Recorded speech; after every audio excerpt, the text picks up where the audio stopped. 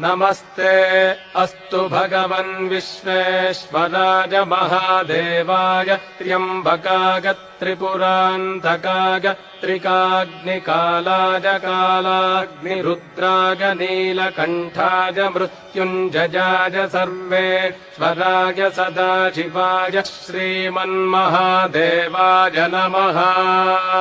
नमो हिरण्यबाहवे सेनान्ये दिशाम् च पतये नमो।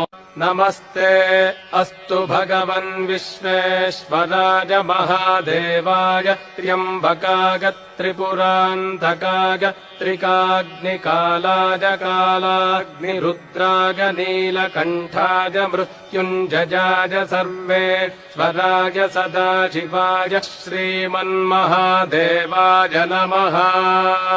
नमो हिरण्यबाहवे सेनान्ये दिशाम् च पतये नमो। नमस्ते अस्तु भगवन् विश्वेश्वराय महादेवाय त्र्यम्बकाय त्रिपुरान्तकाय त्रिकाग्निकालाय कालाग्निरुद्राय नीलकण्ठाय मृत्युञ्जयाय सर्वेश्वराय सदाशिवाय श्रीमन्महादेवाय नमः। नमो हिरण्य